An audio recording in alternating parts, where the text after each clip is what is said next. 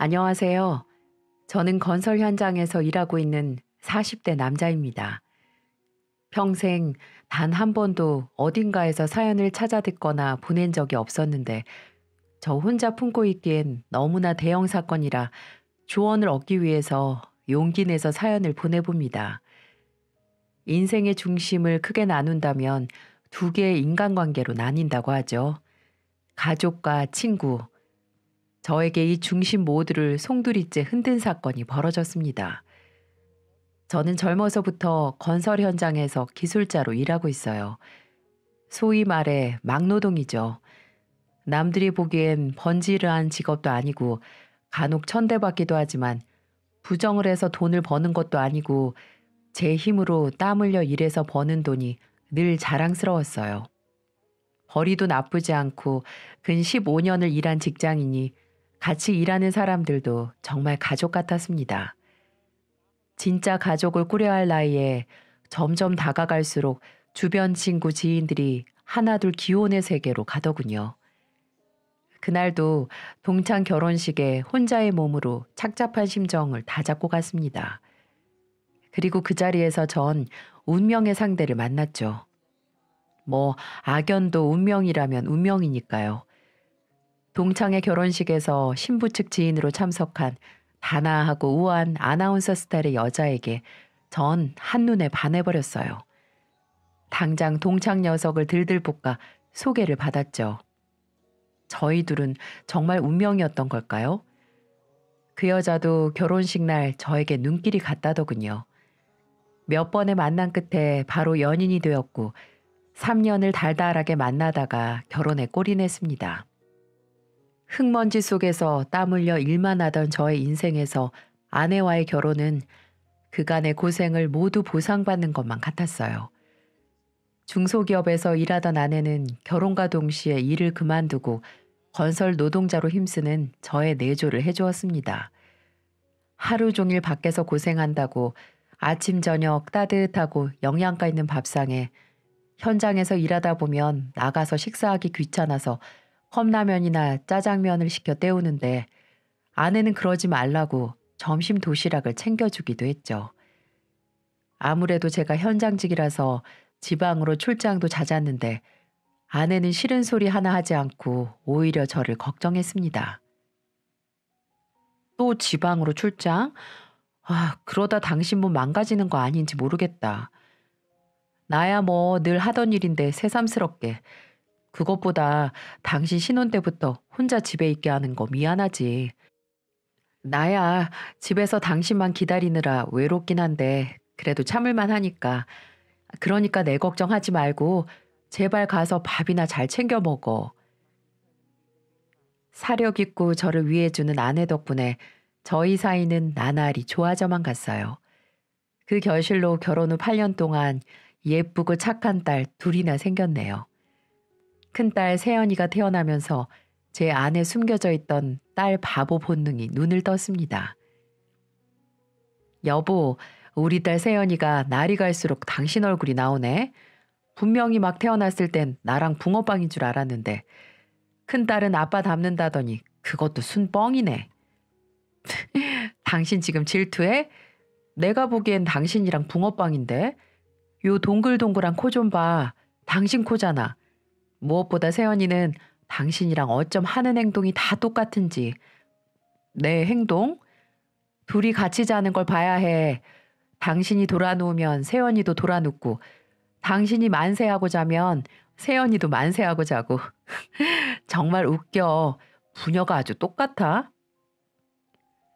클수록 생김새는 저를 안 닮아도 하는 짓은 저를 쏙 빼닮은 애틋한 큰딸 세연이와 제 얼굴과 아내의 얼굴 모두 오묘하게 닮은 예쁜 작은 딸 세정이. 저는 이렇게 세상에 부러울 것 하나 없는 행복한 아빠였습니다. 아빠, 세연아. 아빠 손은 왜 이렇게 거칠거칠해? 아, 아빠가 밖에서 일하느라 흙도 만지고 벽돌도 만지고 해서 그래. 바빠서 손에 크림 바를 시간도 없네. 아빠도 내가 유치원에서 모래성 쌓는 것처럼 흙 만지고 놀아? 맞아.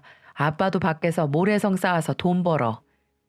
아빠, 내가 손에 크림 발라줄게. 싹싹한 큰딸은 제가 퇴근하면 늘 제 무릎에 앉아 일하느라 거칠어진 손에 핸드크림을 발라주곤 했습니다. 큰딸은 초등학교 입학하기 전까지 입에 아빠랑 꼭 결혼할 거야. 이 말을 붙이고 살았죠. 어느 날은 일주일 내내 현장에 나가서 살다 주말에 집에 들어와 단잠을 자고 있었죠. 어렴풋이 잠에서 깨 누워 있었는데 작은 딸 세정이가 방에 들어오는 게 아니겠어요? 아직 5살인 세정이는 아빠를 깨워서 놀고 싶었었나 봅니다. 몸은 너무 피곤한데 이걸 자는 척해 말어 하고 갈등하고 있었죠. 그때 큰딸이 들어와 동생에게 속삭이더군요. 세정아, 나와. 아빠 힘들어서 주무셔야 돼. 나 아빠랑 놀 거야. 쉬, 아빠 피곤하다니까. 가서 언니랑 놀자. 어? 아빠 더 잘하고 어린 동생 달래서 데리고 나가는 우리 큰딸. 저는 자는 척 누워서 감동에 목이 막혔습니다. 저 어린 게 벌써 아빠를 이렇게 챙기다니요. 사려 깊은 엄마를 닮았는지 세연이는 어려서부터 맏딸로서 저의 든든한 버팀목이었습니다. 하지만 제가 너무 행복에 겨워 살았던 걸까요? 아이가 2명으로 늘고 클수록 할 일이 많아지니까 지친 걸까요? 세연이가 초등학교 입학하자마자 저희 부부는 예전보다 부딪힘이 잦아졌습니다. 아내는 세연이 학교에서 학부모로서의 일로 예민함이 늘어만 갔고 저는 저대로 현장 출장으로 몸의 고단함은 늘어만 갔죠. 저는 일 핑계로 제가 가정에 소홀해지는 건 아닌지 고민을 했습니다. 그리고 회사에 사정사정해서 밀렸던 연차를 3일이나 썼죠.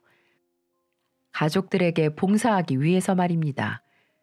하지만 우연인지 필연인지 제가 집에서 쉬게 되니 이제 아내가 바빠지더군요. 당신 오늘 나가? 당신이 쉬니까 못 나갔던 학부모 모임 나가야지. 지금 친해져야 나중에 편해. 이런저런 정보도 듣고. 나 오늘부터 3일 쉬는데. 그러니까 잘 됐지. 당신이 애들 좀 봐줘. 안 그래도 세정이 어린이집 문제랑 세연이 학원 보내는 거 다른 엄마들이랑 얘기 좀 하게. 난 모처럼 당신이랑 시간 좀 보내려고 했지. 당신 태평한 소리 좀 하지 마. 지금이 제일 중요한 때야. 우리 세연이 막 초등학교 입학했으니까 나도 이런저런 모임 나가서 작은 연줄이라도 만들어놔야지. 서운하긴 했지만 납득했습니다. 아내가 나가는 모임은 하나도 늘고 모임 가는 횟수도 늘어갔어요. 처음엔 학부모 모임에서부터 반장 엄마들 모임, 학원 보내는 엄마들끼리의 모임, 안전지도 어머니 모임에 학교폭력 근절 모임까지 무슨 초등학생 엄마들 모임이 이렇게나 많은지 정말 처음 알았습니다. 그런데 밖에서 일만 하는 제가 뭘 알겠어요? 저는 아내가 알아서 잘 하겠거니 했습니다. 모임에서 얻은 정보로 세연이가 학원에 다니고 세정이가 어린이집에 다니게 되자 아내는 본격적으로 바빠졌어요. 심지어 제가 쉬는 주말에도요. 오늘 애들 좀 봐줘. 오늘 일요일인데 또 나가? 내가 나가고 싶어서 나가나. 오늘 세연이 학원 엄마들 모인다는데 어떡해. 나가야지. 모임 너무 자주 가는 거 아니야?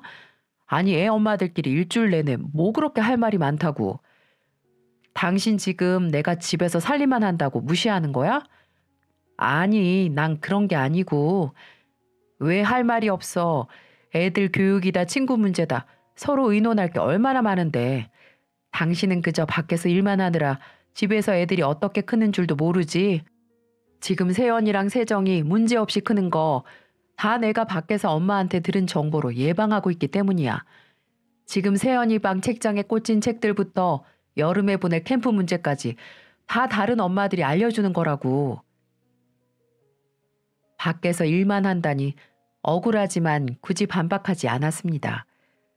하지만 제가 일만 하고 싶어서 그런 건 아니잖아요. 제가 돈을 벌어야 아내와 우리 2딸이 좀 더 편하게 산다는 생각에 다소 일에 집중한 면이 없진 않았지만 이렇게 가정에 소홀한 인간으로 매도하다니요. 저희 부부의 사이는 날이 갈수록 골이 깊어져만 갔습니다. 끝끝내 아내는 안방에서 저는 아이들 방에서 자는 지경에 이르렀죠. 우리 둘 사이는 아무것도 아닌 주제에도 갈라지는 살얼음판 같았습니다. 여보, 내 양말 봤어? 양말이야 양말 서랍에 많잖아. 아니, 내가 일하러 갈 때 신는 거 두꺼운데 통풍 잘 되는 요즘 이상하게 양말이 없어진다. 양말에 뭐 발이 달렸겠어? 당신이 어디다 뭉쳐서 벗어두고 못 찾는 거겠지. 분명 씻기 전에 늘 빨래통 안에 넣었는데. 아, 그럼 내가 숨겼겠어? 당신이 일하는데 놓고 왔을 수도 있겠지. 왜 그렇게 소리를 질러? 큰애 학교 일에 어린 둘째 보느라 그런지 아내는 점점 예민해져만 갔고 저는 그런 아내 장단 맞추기에도 지쳐 애들에게만 집중했습니다. 세연이 오늘 학교에서 뭐 배웠어? 아, 혈액형. 우와, 벌써? 그럼 세연이 혈액형에 대해 얼마나 알아? 많이. 엄마랑 아빠는 무슨 형이야? 엄마는 A형, 아빠는 O형. 그럼 세정이랑 나도 A형이나 O형이야. 엄마, 아빠가 A형이나 O형이면 애기들도 A형이나 O형밖에 안 나오니까. 세연이 대단하다. 그걸 벌써 다 외운 거야? 저와 큰딸이 거실에 앉아 도란도란 이야기를 하고 있어도 아내는 못마땅하게 보고 있다가 안방으로 들어갔습니다. 우리 부부 사이에 권태기가 온 건가? 연애 3년 동안 없던 권태기가 이제야? 이제는 그저 나 자체가 꼴보기 싫은가 하는 생각에 점점 우울해져만 갔죠. 그런데 참나, 부부 문제로 자책만 하던 저에게 어느 날 충격적인 내용의 문자 메시지 하나가 날라왔습니다. 현장에서 한창 일하고 있었는데 휴대폰 진동이 느껴지더군요. 발신자 번호 표시 제한으로 온 그 한 통의 문자 내용 때문에 전 공사 현장 한가운데 한동안 멍하니 서 있었습니다. 당신 큰딸, 제 아이입니다. 가짜가 아빠 노릇 그만하고 돌려주세요. 처음엔 신종 보이스 피싱인 줄 알았습니다.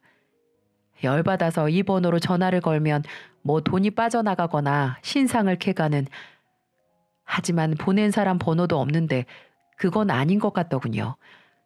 처음엔 그저 코웃음을 쳤습니다. 무슨 헛소리래? 할 일 오지게 없구나. 모르는 사람한테 이런 장난이나 치고. 근데 사람 마음이 정말 한없이 가볍더군요. 이 이상한 소리가 부부 사이가 안 좋아질수록 저를 흔들었습니다. 마치 저 문자 내용이 지금까지 문제가 되어왔던 모든 일의 원인은 아닌가 하는 불안감이 저를 덮쳤죠. 그런 마음이 스멀스멀 올라올 때마다 늘 제 머리를 강타하는 문장이 있었는데요. 큰딸은 아빠 닮는다던데. 혹시 세연이 얼굴이 전혀 날 닮지 않았던 게 내 핏줄이 아니어서인가? 내 사랑하는 아내가 혹시 나 몰래? 저는 상상도 하고 싶지 않았습니다. 하면 할수록 아직 진상도 알 수 없는 일에 비참해져만 가더라고요. 오히려 고작 모르는 번호로 온 문자 한 통에 너무 쉽게 내 아이의 엄마를 의심하는 건 아닌지 아내에게 미안하기도 했습니다. 혼자 며칠을 속앓이를 하다 아내에게 넌지시 물었습니다. 여보, 세연이 점점 내 얼굴이 안 보인다? 뜬금없이 무슨 소리야? 아니, 아까 세연이 재우고 나서 자는 얼굴을 가만히 들여다보는데 아무리 봐도 날 너무 안 닮은 거야. 성격은 당신 판박이잖아. 아, 그래도 큰딸 외모는 아빠 닮는다던데 어째 우리 부녀한테는 해당이 안 되는 말 같아? 세정이는 내 얼굴이 조금 보여도 당신을 더 닮기도 했고 당신은 좋겠다. 딸 둘이 죄다 당신 닮아서. 나중에 나 닮은 아들 하나 낳아야 내가 안 억울하겠어. 당신 졸려? 무슨 실없는 소리를 하는 거야. 피곤하면 들어가서 잠이나 자. 저는 똑똑히 보았습니다. 저의 가볍게만 보이는 말을 듣고 새파랗게 질리는 아내의 얼굴을 말이죠.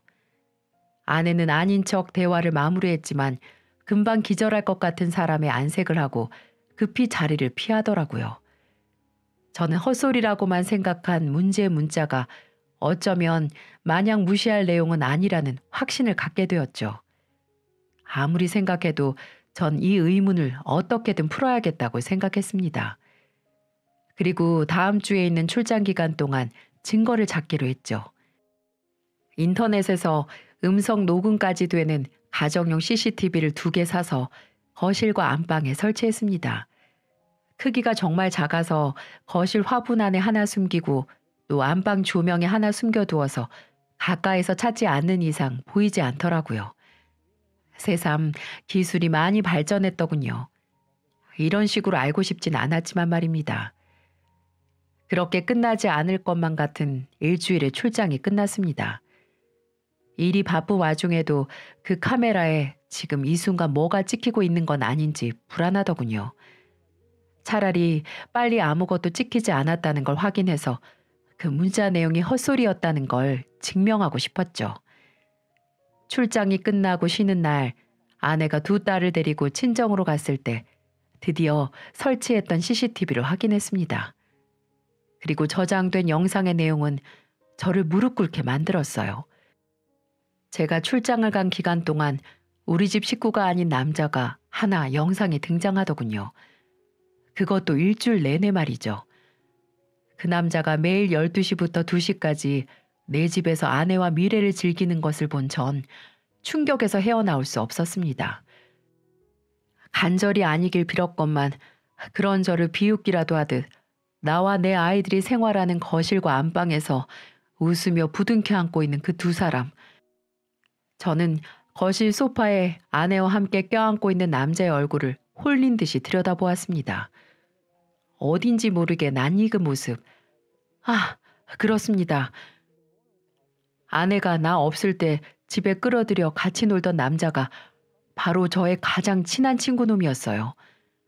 현실은 드라마보다 더 비참하더군요. 의사인 친구는 제 집에서 멀지 않은 동네에서 소아과를 하고 있었어요. 친구는 한 달 전 이혼을 했었고 저는 그 친구를 밤낮 없이 위로해 주었죠. 근데 저놈은 내 뒤에서 내 아내와 놀아나고 있었다뇨. 정신을 차릴 수가 없었습니다. 당장 머리가 핑하고 돌면서 눈앞이 시뻘개지는데 그 2사람이 지금 눈앞에 있으면 칼부림이라도 할 수 있을 것 같았어요. 아내의 외도를 2눈으로 확인하니 큰딸이 제 아이가 아닐 수 있다는 확신은 강해졌습니다. 아내에게 묻고 싶었죠. 무슨 변명이라도 짓거리는지 그 꼴을 봐야 했습니다. 저는 당장 아내에게 전화해 2 아이를 친정에 하룻밤 재우고 할 이야기가 있으니 당신만 집에 오라고 했습니다. 제 목소리에서 일이 잘못된 걸 느꼈는지 아내는 군말 없이 알았다고 했고 1시간 뒤 내 친한 친구와 함께 날 엿먹인 여자가 집에 돌아왔습니다. 무슨 일 있어? 불은 왜 안 켜고 있고 왜 그래? 술 먹었어? 평소와답지 않게 조심스럽게 제 안색을 살피던 아내에게 아무 말하지 않고 노트북의 영상을 재생시켜 보았죠. 간드러지는 아내의 웃음소리와 제 친구의 웃음소리가 노트북에서부터 흘러나와 거실을 가득 채웠습니다. 상여비는 언제까지 출장이래? 일주일. 아, 요새는 일주일 넘기는 출장이 없어. 지겨워 죽겠다. 그 사람이 집에 없어야 자기랑 자주 만나는데 매일 학부모 모임 핑계대고 만나는 것도 불안해. 눈치챌 것 같아. 상여비 둔해서 모를걸? 그리고 여기서 못 만나면 우리 집으로 오면 되지. 차라리 오늘 애들은 자기 친정에 맡기고 밤에 내 집에서 자고 가. 이렇게 병원 점심시간에만 만나니까 오히려 더 안달난단 말이야. 그럴까? 나 나갈 때 같이 나갈 거지? 세연이 학원 데려다 주러 가야 하잖아. 내가 데려다 줄게. 그 김에 우리 세연이 얼굴도 한번 보고. 천연덕스럽게 제가 출장을 오래 안 가서 미래를 제대로 못 즐긴다는 내용의 영상을 본 아내는 입술을 덜덜 떨며 아무 말도 하지 못하더군요. 무슨 말이라도 해봐. 지금 나 감시한 거야, 당신? 그것도 이딴 몰래카메라로? 할 말이 그것뿐이야, 지금? 빌지는 못할 망정 따지고 들어? 여기 내 명의고 내 집이야. 내 집에 방범용 카메라 설치를 왜 못해? 이래도 더 할 말 있어? 대체 언제부터야? 언제부터 정분이 난 거야? 어? 그래, 내 친구 새끼니까 나보다 먼저 만난 건 아니겠다. 그치? 내가 당신한테 이 새끼 소개해줬을 때가 나랑 만나고 1년 지난 후니까 10년은 만날 수 있었겠네. 어? 아니야, 여보. 그 정도로 안 만났어. 그럼 사람 미치는 걸 보기 전에 사실대로 말하라고. 당신이 연애할 때 친구들 소개해줬을 때 그때부터 조금씩 연락만 하다가 뭐? 그 새끼 의사 준비할 때? 어, 너 설마 우리 한창 단체로 여행 다닐 때도 이놈이랑 바람 났었어? 맞네. 맞다는 거네. 저와 아내가 한창 사귀고 있을 때 친구는 의대를 졸업해 국가고시를 준비하고 있었을 때였어요. 늘 틀어박혀 공부만 하는 친구가 안타까웠고 여자친구와 함께하는 여행에 다른 친구들까지 불러 함께 여행을 다니기도 했죠. 근데 거기서 이미 눈이 맞은 이유였다니 돌아버리겠더라고요. 그럼 그때부터 쭉 나 몰래 둘이 만나온 거야? 어? 아니야. 중간에 헤어졌었어. 나도 당신한테 미안하고 당신을 사랑하니까. 그래서 내가 고마워해야 돼? 어쨌든 다시 만난 건 사실이잖아. 그런 게 아니라 잠깐 그놈 의사시험 패스하고 바로 선봤잖아. 지금 이혼한 그 여자랑 그때 의사라고 하면 괜찮은 선자리가 쏟아진다고 거기서 건물주 딸 하나 골라서 결혼했는데 당신 설마 그 새끼 의사 되고 대단한 집 딸이랑 결혼한 다음에도 계속 만난 거야? 어? 유부남이랑? 그럼 나랑 결혼을 왜 했어? 예비 의사랑 나 사이에서 양다리 걸치다가 그 새끼가 의사 되자 당신 버리고 건물주 딸한테 가서? 아, 막노동이라고 해도 돈은 그럭저럭 버는 나랑 아쉬운 대로 결혼한 거야? 어? 그런 거냐고. 왜 말을 못해? 입을 꾹 다문 아내는 제 호통에도 대답하지 않고 몸만 바들바들 떨더군요. 저랑 연애하면서 동시에 예비 의사까지 내조를 했다니 심지어 친구가 의사 되고 나서 헌신장 마냥 차이고 몇 년을 내연녀로 자존심도 없이 살았다는 아내의 모습이 참 구질구질했습니다. 남편 친구와 바람까지 나가면서 그렇게까지 의사 아내가 되고 싶었나 했죠. 사실 전 영상을 확인했을 때 이미 아내에게서 오만정이 다 떨어진 상태였습니다. 더 이상 아내의 변명은 들을 필요도 없었죠. 딱 한 가지만 빼고요. 야, 그래, 다 필요 없어. 그것만 말해. 세연이 세정이 내 친자식 맞아? 내 핏줄 맞냐고. 나도 모르겠어. 따로 검사를 한 것도 아니고. 왜? 나랑 그 새끼 사이에서 수없이 왔다 갔다 해서 전혀 계산을 못하겠어? 그래서 그렇게 예민했구나. 세연이가 혈액형 이야기할 때나 집안에서 물건이 자잘하게 없어졌다고 했을 때 내 물건도 죄다 그놈이 가져갔었어? 됐고, 검사해. 진짜 검사해서 확인하자고. 일단 당신은 내 집에서 나가. 뭐? 여보, 안 들려? 짐 대충 싸서 나가라고. 나머지는 내가 사람을 쓰든 해서 친정으로 다 보낼 테니까. 여보, 세연 아빠, 그럼 애들은 누가 봐? 당신 하루 종일 일하는데 애들은 누가 데리고 오고 밥은 누가 챙겨줘? 내 일 핑계 대지 마. 당신 없어도 애들 봐줄 사람 얼마든지 있어. 당장은 우리 어머니한테 말해서 집에 올라와 계시라고 부탁할 거니까 상관 마. 애들 학원 가고 어린이집 간 사이에 집에 외간 남자 끌어들인 인간이 언제부터 애들 생각했다고? 그럼 우리 부모님한테는 뭐라고 말씀드려? 갑자기 신정 가서 지내면 이상하게 생각할 거 아니야. 내 알 바 아니야. 알아서 해. 아내는 울면서 집을 나갔고 저는 한동안 멍하니 거실에 홀로 앉아 있었죠. 아내에게 더 이상 아쉬움이라던가 배신감이 느껴지지 않았어요. 그때는 그저 세연이와 세정이가 제 친딸이 아니면 어쩌나 하는 두려움만이 저를 지배했습니다. 다음 날 아침 저는 아내의 친정으로 아이들을 데리러 갔습니다. 아내에게 무슨 말을 들었는지 장모님과 장인어른 두 분 다 버선발로 뛰어나와 절 맞이하시더라고요. 그 옆에서 아내는 돌부처 마냥 고개 푹 숙이고 서 있고 저는 대체 무슨 일이냐고 묻는 두 분에게 나중에 설명하겠다는 말만 남긴 채 애들을 데리고 왔습니다. 애들에게는 엄마가 조금 아프니 할머니 댁에서 조금 쉬고 오는 거라고 말했죠. 어리석은 어른들 잘못에 애들까지 마음 아프게 하고 싶지 않았습니다. 다행히 아이들 모두 친할머니만 오면 껌뻑 넘어가서 잘 지내주었죠. 그리고 친자 확인을 하기 위해 직장에 연차를 써야 했습니다. 웬만하면 연차를 쓰지 않는 저를 의아하게 생각했는지 소장님께서 부르시더라고요. 현장 소장님과 전 일을 처음에 시작하면서부터 동고동락한 사이이기에 형님 아우하는 사이였죠. 상여봐, 너 요즘 왜 그래? 무슨 일 있어? 안색도 안 좋고 살도 빠진 것 같은데. 소장님의 걱정 가득한 얼굴에 전 사실을 털어놓을 수밖에 없었습니다. 소장님은 펄쩍 뛰면서 화를 내셨죠.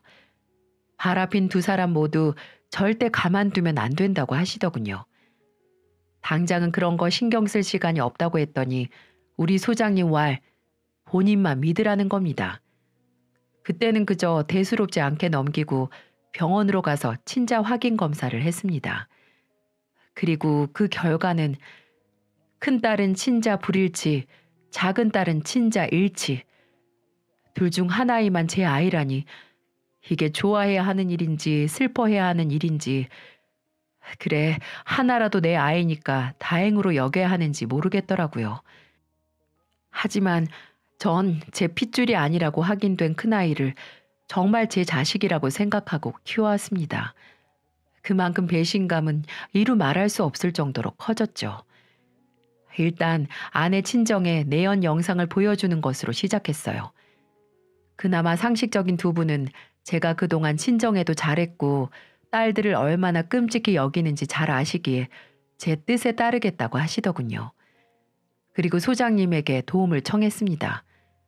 불같은 성격의 우리 소장님, 기다렸다는 듯이 미리 만들어두신 피켓과 현수막을 꺼내시는데 소장님, 대체 이건 다 언제 만드신 거예요?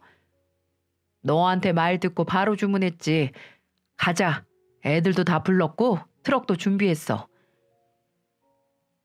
소장님은 직접 불륜을 고발하는 내용이 적힌 현수막과 피켓을 준비하셨더라고요.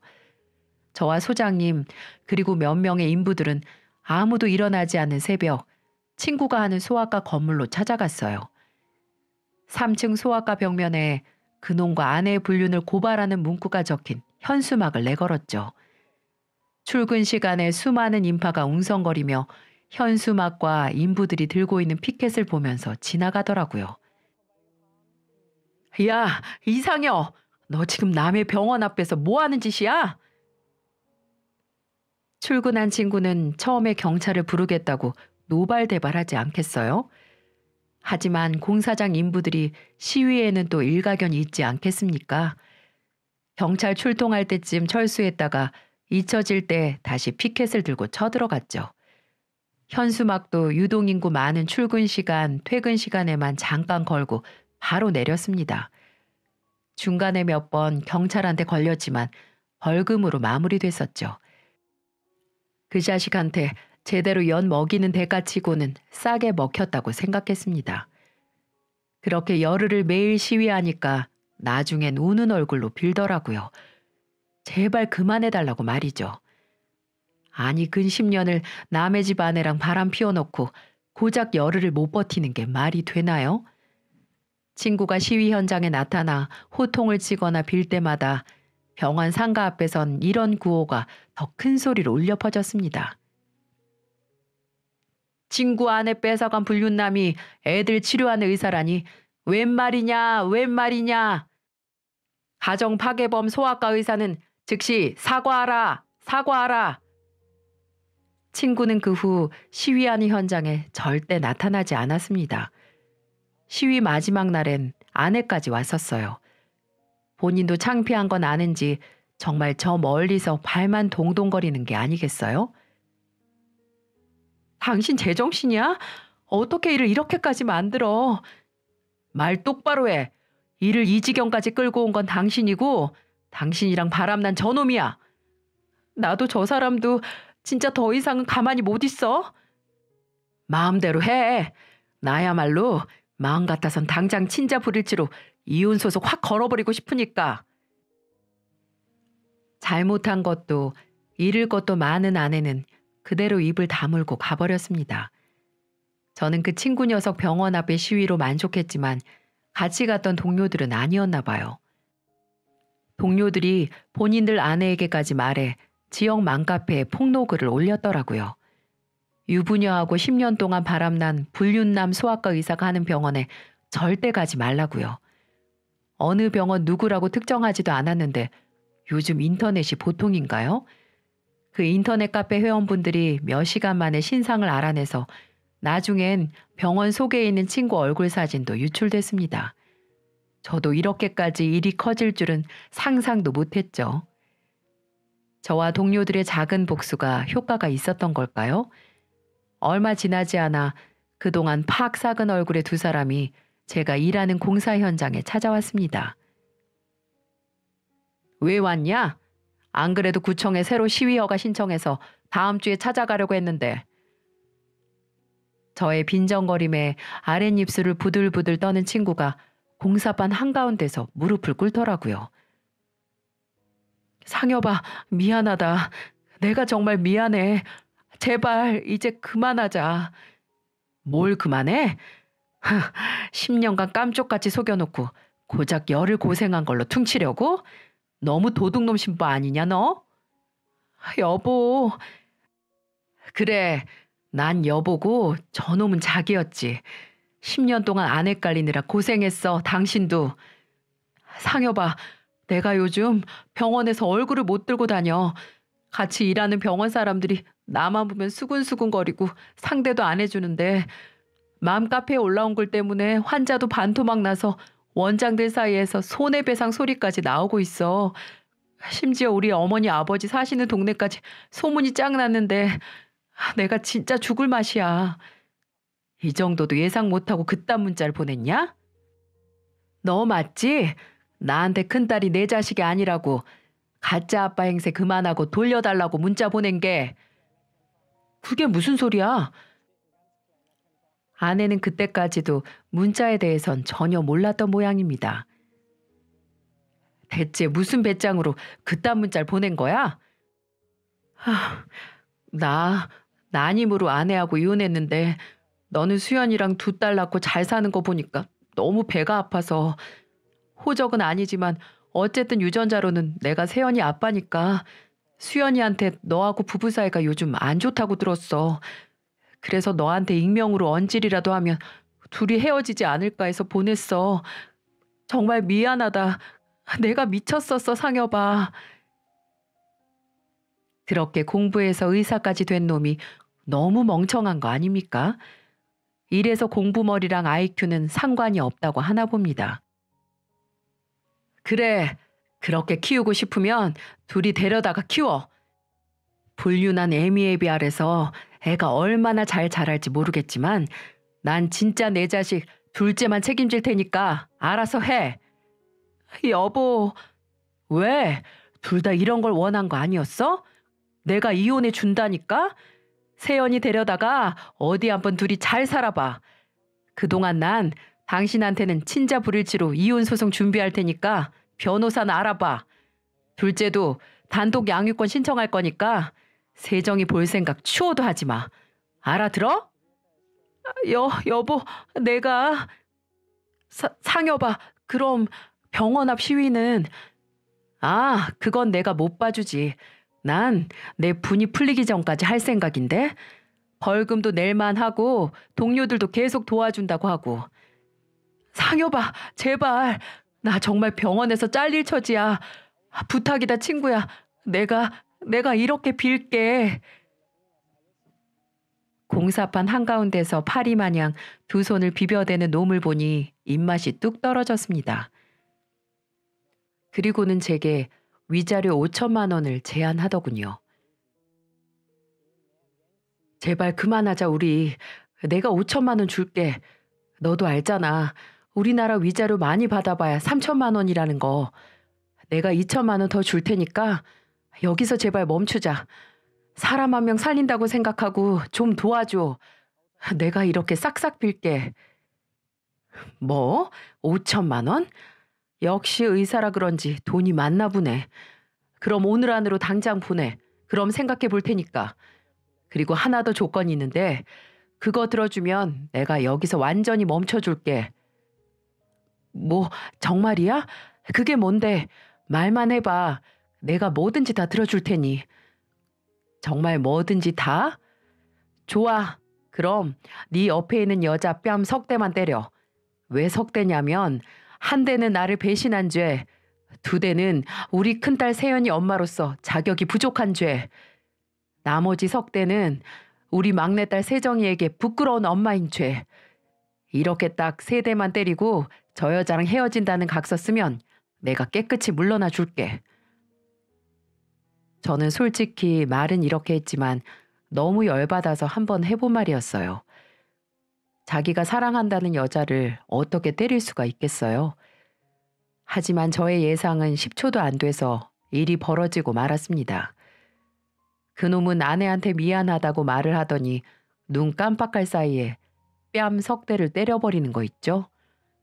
방어할 틈도 없이 뺨을 맞은 아내는 그놈에게 화를 내고 서로 머리채 잡고 싸우는데 얼마나 웃겼는 줄 아시나요?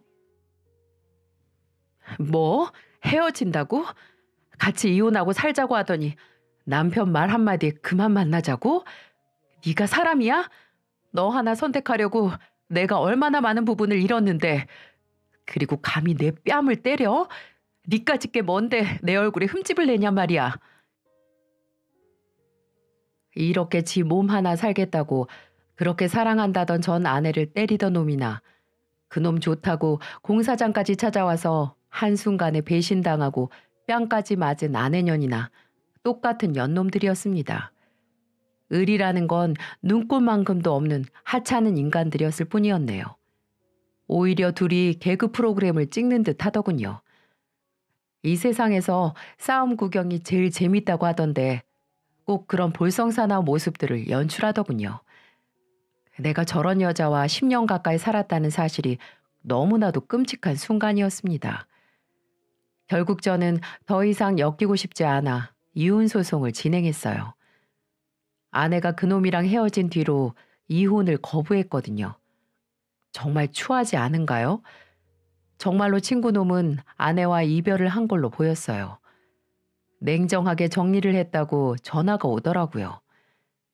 그래서 저도 약속대로 5천만 원 받고 병원 앞에서의 시위는 멈추기로 했습니다. 병원에서 영업방해로 고소를 하는 바람에 나중에 벌금을 물긴 했지만 저는 제 행동에 후회하지 않습니다. 그들에게 가정을 파탄낸 대가를 톡톡히 쳐주었으니까 말이죠. 그리고 그 친구놈은 나중에 들리는 말로는 결국 일하던 병원에서 해고당했다고 합니다. 해고 안 당하려고 5천만 원 위자료까지 제시했는데 결국은 지 발등에 지가 제대로 찍힌 거였습니다. 한심한 자식. 욕망에 눈이 멀어 처참한 인생을 살게 된 순간이었죠. 물론 다른 병원에 일할 곳은 많겠지만 병원 내에서도 한 번 소문이 안 좋게 나면 끝도 없다고 하더군요. 쉽게 일자리를 구할 수 있으려나 모르겠네요. 그 소식을 들은 제 동료들은 축배를 들었어요. 제가 아내복, 친구복은 없어도 불행 중 다행으로 직장 동료 인복은 타고났나 봅니다. 마치 썩어가는 줄도 몰랐던 썩은 이빨 2개를 한꺼번에 다 뽑아낸 기분이었어요. 욱신거려 얼얼하기도 하고 속이 시원하기도 했어요. 근데 그 시원한 기분이 오래가지 않아 아내에게서 연락이 왔습니다. 아니, 이제 전 아내죠. 여보, 나야. 뭔데? 양육권 문제는 변호사 통해서 말해. 당신 목소리 듣기도 싫으니까. 잠깐만, 끊지 말고 내 말 좀 들어봐봐. 내가 당신 뜻대로 이혼해 줄 테니까 애들 당신이 그럼 키워주면 안 될까? 내가 둘째 양육권도 그냥 포기할 테니까 당신이 세연이도 데려가줘. 뭐? 아니, 친부모 버젓이 살아있고 친아빠는 잘나신 의사 양반인데 왜 내가 내 핏줄도 아닌 애를 데려와서 키워? 말이 되는 소리를 해. 그 자식한테 찾아가봐. 당신 때문에 헤어졌잖아. 이제 내 전화도 안 받아. 글쎄, 그놈이 자기 먹고 살기도 힘들다면서 연락하지도 말래. 나쁜 자식. 그럼 가정 버리고 욕망에 눈이 멀어서 바람핀 주제에 잘 살 줄 알았냐? 내가 너 천벌 받는다 했지? 여보, 세연 아빠, 제발 부탁이야. 그래도 8년이나 당신이 키운 애야. 당신 이 정도 없는 그렇게 무정한 사람이었어? 나도 당신이 그렇게 나오면 어쩔 수 없어. 우리 부모님도 애 못 봐준다고 하고 나도 건살 능력 없으니까 나 세연이 보육원에라도 맡길 거야. 뭐? 당신 진짜 제정신이 아니구나. 남편 버리고 딴 남자랑 바람나더니 이번엔 자식 버리고 지 혼자 편히 살겠다? 그럼 내가 이 나이에 혼자 되고 애한테 발목이라도 붙잡혀서 살아야 돼? 내가 좋아서 이러는 줄 알아? 나도 힘들어. 당신이 못 도와주겠다면 보육원 뿐이야. 그렇게 알고 있어. 네 새끼 보육원에 버리는 걸 내가 왜 알고 있어야 해? 당신 마음대로 해. 더 이상 전화하지 마. 제 아내였던 사람이 이렇게 뻔뻔할 줄이야. 애를 보육원에 보내겠다고 협박하는데 그냥 그러라고 했습니다. 본인 자식이지 뭐 제 자식인가요? 하지만 이 정이라는 게 정말 뭔지 통화를 한 이후로 계속 마음이 불편하더라고요. 몇 날 며칠 밤을 설치며 괴로워했습니다. 우리 큰딸이 눈에 계속 아른거렸거든요.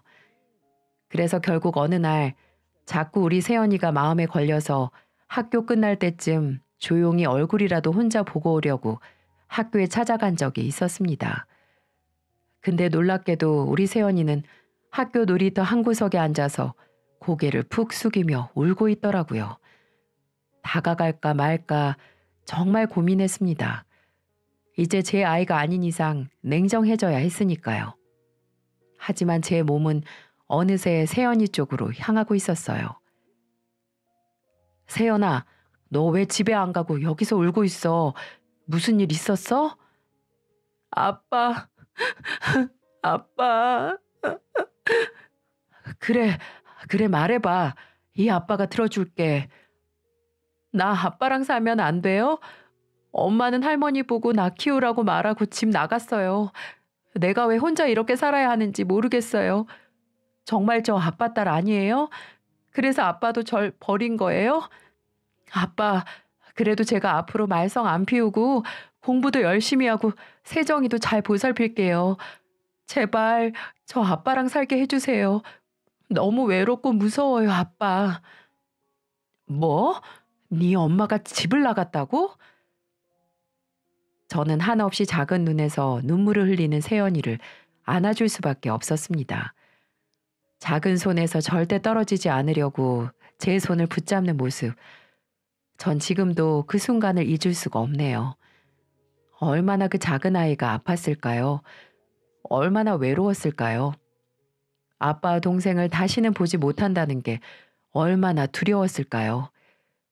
마치 저를 잡고 있는 그 작은 손은 세연이의 마지막 동아줄 같았습니다. 결국 저는 세연이를 받아들이기로 결정했어요. 전 아내에게 연락했더니 정말 당황스러운 대답을 하더군요. 내가 세연이 데려갈 테니까 그렇게 알아. 이혼하자마자 애 버리고 다니는 게 사람 새끼냐? 너 언젠가는 꼭 천벌을 받게 될 거야. 어떻게 지 뱃속으로 나온 소중한 자식을 그렇게 모질게 행동할 수가 있어? 마지막으로 경고하는데 내가 세연이 키우기로 한 대신 다신 우리 앞에 나타나지 마. 만약에 내 눈앞에 나타났다가는 네 인생 내가 완전히 걸레로 만들어 줄 거야. 명심해. 알았어? 그러게 내가 세연이도 데려가서 키우라고 했잖아. 꼭 말 안 듣더니 나중에서야 뒷북친다니까. 그리고 나 원래 그런 여자인 거 잊었어? 난 자식들보다 내 자신이 더 소중해. 자식 새끼들 때문에 내 인생 망치고 싶지 않은 사람이야. 당신 말대로 눈앞에 나타나지 않을 거니까 걱정 마. 애들 키우는데 힘들다고 찾아오지나 말고. 와, 너 진짜 쓰레기 중에 쓰레기구나. 이럴 거면 애들을 왜 낳았니? 넌 정말 안 되겠다. 내가 웬만해서는 너랑 우리 딸들 다시는 마주치게 하기 싫어서 양육비고 뭐고 안 받으려고 했는데 네 하는 꼬락서니 보니 도저히 못 받아주겠네. 저는 이렇게 말을 하며 이혼 소송 중에 추가로 양육비를 청구해서 받기로 마음먹었어요. 본인은 애들 줬으면 됐지 무슨 양육비냐며 쌩 지랄을 떨었지만 이혼 확정 후 저는 현실을 직시해 주려고 양육비 미지급으로 소송을 청구한 상태입니다. 이혼 후에 한 번도 양육비를 주지 않았거든요. 양육비 이행명령을 따르지 않은 아내년의 통장이 압류가 되든 사회생활을 못하든 저는 지구 끝까지 가서 받아낼 생각이에요. 지 밥 먹을 돈은 있어도 지 새끼들 밥 먹는 돈은 아깝나 봅니다. 그렇게 저는 현재 딸아이들과 셋이서 이혼의 아픔을 이겨내고 있습니다. 첫째 딸 세연이는 그 어린 나이에도 철이 일찍 들어선지 몰라도 동생도 잘 돌보고 집안일도 해주며 저의 고생을 덜어주고 있네요. 항상 제가 일 갔다가 오면 아빠 오늘도 힘들었지? 내가 아빠한테 칭찬받으려고 빨래도 개고 청소도 했어요. 세정이 밥도 차려줬고요. 저 잘했죠? 이렇게 말을 하며 제게 관심받고 싶어 하는데 얼마나 예쁘고 사랑스러운지 몰라요. 물론 제가 또 자기를 버릴까봐 어떻게든 아빠에게 인정받고 싶어서 그렇게 행동했을지도 모릅니다. 그래서 더 가엾고 제 마음이 아파오네요. 부모에게 버림받은 우리 딸 세연이 저는 그런 딸에게 키다리 아저씨가 되어주고 싶어요. 왜냐면 저와 피 한 방울 섞이지 않은 아이지만 8년 동안 제가 가슴으로 키워온 아이니까요. 그래서 더 사랑해주고 아껴주고 시집갈 때까지 제 친딸처럼 잘 키울 생각입니다.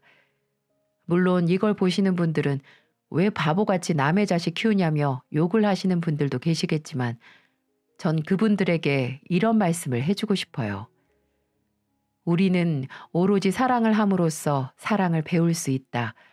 사랑은 용기 있는 자들의 특권이다. 이런 명언이 있잖아요. 저는 이 말을 가슴속에 묻어두며 딸들과 후회 없는 인생을 살 거라고 믿습니다. 앞으로 남자 혼자서 아이들 키우며 힘든 일도 많이 생기겠지만 그만큼 희망이 있지 않겠습니까? 비록 능력 좋은 아빠는 아니더라도 좋은 아빠로 기억될 수 있도록 열심히 살겠습니다. 부족한 저의 결정과 앞으로의 미래에 여러분들이 아낌없는 조언, 응원 부탁드릴게요. 이걸 보시는 모든 분들은 항상 좋은 일만 있으시길 바랍니다. 그리고 옆에 있는 가족들이 얼마나 소중한지 한번 되새겨보는 시간이 되셨으면 좋겠네요. 함께 해주셔서 감사합니다.